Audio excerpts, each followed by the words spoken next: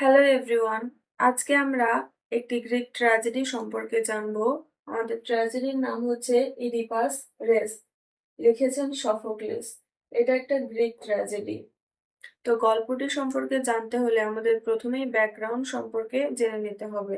তাহলে আমাদের থিবস নামের একটা রাজ্য থাকে, সেখানে রাজা হচ্ছে কিং লায়াস এবং রানী হচ্ছে কুইন জোকাস্টা। তারা একটা পুত্র সন্তানের জন্ম দেয়, সেই সন্তানটির নাম হচ্ছে ইডিপাস। কিন্তু তখন একটা ভবিষ্যৎবাণী হয়, প্রফেসি হয় যে এই সন্তানটা বড় হয়ে বাবাকে মেরে ফেলবে, বাবাকে হত্যা করবে এবং মাকে বিয়ে করবে। এই প্রফেসিটা শুনে আমাদের রাজা রানী তো অনেক ভয় পেয়ে যায়। তো তারা সিদ্ধান্ত নেয় সন্তানটিকে মেরে ফেলবে। কিন্তু নিজের সন্তানকে তো ওভাবে সরাসরি মেরে ফেলা যায় না। তো তারা একটা পিন নেয়, নিয়ে সন্তানটার পা নষ্ট করে দেয়। সেজন্য ইডিপাসকে সলেন ফুডও বলা হয়, যে ওর পাটা নষ্ট, ঠিক মতো হাঁটতে পারে না, বা ফোলা পা। পিন ঢুকিয়ে তার রাজ্যের একটা রাখালকে বলে যে এই বাচ্চাটাকে পাহাড়ের চূড়ায় রেখে এসো, কারণ সে হাঁটতে পারে না, নবজাতক শিশু এমনিতেই মারা যাবে। তো রাখালটার মনে দয়া হয়, সে না মেরে বাচ্চাটাকে করিন্থে নিয়ে যায়। করিন্থ আমাদের আরো একটি রাজ্য। করিন্থের একটা রাখালকে দিয়ে দেয় বাচ্চাটা। সেই রাখালটা নিয়ে গিয়ে করিন্থের রাজা রানী কিং পলিবাস এবং কুইন মেরুপেই, যাদের হচ্ছে বাচ্চা নেই, তাদের কোনো সন্তান নেই, সেই সন্তানটিকে রাখাল নিয়ে গিয়ে এই রাজা রানীর কাছে দিয়ে দেয়। তো ইডিপাস বড় হতে থাকে, বড় হয়ে সে নিজে এই ভবিষ্যৎবাণীর কথা শোনে যে সে নিজের বাবাকে হত্যা করবে এবং মাকে বিয়ে করবে। তো প্রফেসিটা জানতে পেরে সেও ভয় পেয়ে যায় এবং এই দুর্ঘটনা এড়ানোর জন্য সে করিন্থ রাজ্য ত্যাগ করে এবং হাঁটতে থাকে। পথে মধ্যে তার একটা বৃদ্ধ সহ কয়েকজনের জন্য লড়াই হয়, কয়েকজনের মধ্যে লড়াই হয় এবং সে বৃদ্ধ সহ সবাইকে মেরে ফেলে। আসলে ওই বৃদ্ধটাই ছিল কিং লায়াস। মানে প্রফেসিটা সত্যি হলো যে সে তার বাবাকে হত্যা করে ফেললো। এখন সেই ঝামেলার পরে সে আবার হাঁটতে হাঁটতে থিবসে চলে আসে। এখন থিবসে আসার পরে একটা দৈত্যের সাথে তার দেখা হয়, যার নাম ফিনিক্স, যে থিবসবাসীকে অনেক অত্যাচার করছিল। সেই দৈত্যটা সবাইকে ধাঁধা ধরে, যার সাথেই দেখা হয় তাকেই ধাঁধা ধরে এবং ধাঁধার উত্তর না দিতে পারলে সে মেরে ফেলে সবাইকে।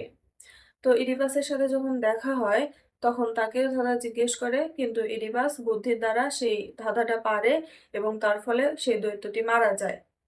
তো থিবসের মানুষ এই ফিনিক্সের জন্য অনেক বেশি অত্যাচারিত হচ্ছিল। যখন দেখলো যে ইডিপাস বুদ্ধির বলে তাকে মেরে ফেললো, তখন থিবসের মানুষ প্রচুর খুশি হয় এবং খুশি হয়ে তাকে থিবসের নতুন রাজা বানায়। কারণ ওই যে বৃদ্ধ রাজাকে সে মেরে ফেললো, থিবস তো এখন রাজা শূন্য। সো তাকেই রাজা বানায়। এবং থিবসের একটা নিয়ম আছে যে রাজা না থাকলে রাজার যে বউ থাকবে, নতুন রাজাকে তাকে বিয়ে করতে হবে। তো সে তো বৃদ্ধ কিং লায়াসকে পথিমধ্যে মেরে ফেলেছে এবং থিবসের মানুষজন তাকে ফিনিক্সকে বধ করলো, ওই জন্য খুশি হয়ে রাজা বানালো। এখন এই বিধবা রানী জোকস্টার সাথে ইডিপাসের বিয়ে হয়। এটা পুরোটাই ব্যাকগ্রাউন্ডের ঘটনা। এবার হচ্ছে আমাদের বর্তমান গল্প। বর্তমান গল্পে আমরা দেখতে পাই যে এই থিবস রাজ্যে মহামারী দেখা দিয়েছে, প্লেগ দেখা দিয়েছে, কোনোভাবেই সেটা কাটানো সম্ভব হচ্ছে না। ফসল নষ্ট হয়ে যাচ্ছে, মানুষজন মারা যাচ্ছে।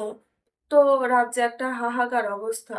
তখন কিং ইডিপাস তো, ও তো রাজা, ও অনেক ভালোভাবে নিজের রাজ্যটা সামলাচ্ছে। আর ওর মতো গর্ব যে আমার এই রাজ্যে এরকম হবে কেন। তখন টায়ারসিয়াস নামের একজনকে সে ডাকে। এই মানুষটা ভবিষ্যৎবাণী জানতো, সবকিছুই জানে, ভবিষ্যৎ দেখতে পায়। তো ও, এই মানুষটা বৃদ্ধ, টায়ারসিসকে বলে যে আমার রাজ্যে এরকম হওয়ার কারণ কি। তখন টায়ারসিস তো সব জানে যে কি অবস্থা বা কি কারণ। তখন সে কিছুতেই বলতে চায় না। তখন আরেকটা ভবিষ্যৎবাণী সম্পর্কে ইউনিভার্স জানতে পারে যে এই প্লেগের কারণ আগের রাজার, অর্থাৎ কিং লায়াসকে যে হত্যা করেছে, সেই হত্যাকারী এখনো থিবসে অবস্থান করছে। আর এটা পাপ। ওই পাপের স্বরূপ সেই রাজ্যে এখন প্লেগ দেখা দিয়েছে। যতদিন না সেই হত্যাকারী পাপের সাজা পাচ্ছে, ততদিন পর্যন্ত এই রাজ্য থেকে প্লেগ যাবে না, মহামারী যাবে না।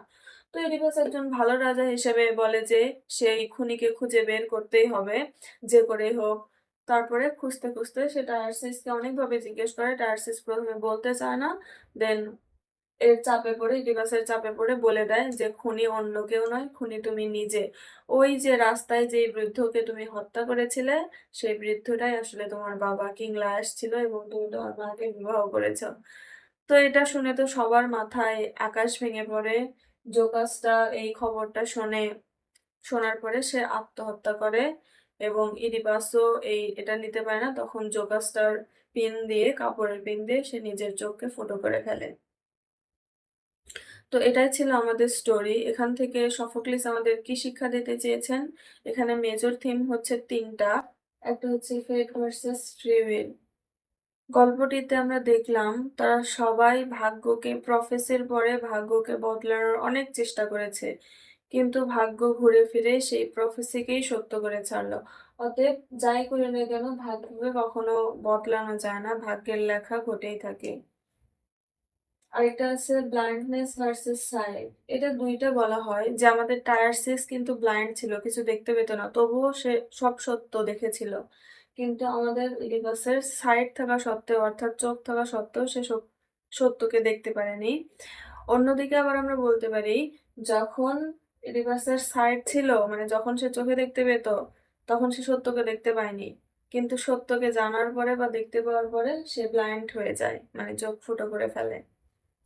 আমাদের মেইন যে থিম সেটা হচ্ছে হিউব্রিস বা প্রাইড। এটা হচ্ছে ইডিপাসের অতিরিক্ত অহংকারের ফলেই তার ডাউনফলটা হলো। সে যদি মানে আদর্শ রাজা হওয়ার গর্ব না করত, যে আমি আদর্শ রাজা এবং কিং লায়াসের হত্যাকারীকে খুঁজে বের করে তাকে শাস্তি দেব, আমাদের বৃদ্ধ টায়ারসিস ওকে বারবার নিষেধ করেছে যে কারণ বের করো না, খুনিকে খুঁজে বের করো না, কিন্তু তারপরও সে কোনো কথা শুনেনি, যার ফলে সে শেষ পর্যন্ত সত্যিটা জানতে পারলো। তো তার এই অতিরিক্ত অহংকার বা প্রাইড, যেটাকে হিউব্রিস বলা হয়, যেটার জন্য তার পতনটা হলো। আর শুধু ইডিপাসে না, আমাদের যতগুলো ট্র্যাজেডি আমরা পাবো, আমরা সবগুলোতেই একটা হিউব্রিস বা প্রাইড পাবো, যেটাকে ফ্যাটাল ফ্ল বলা হয়।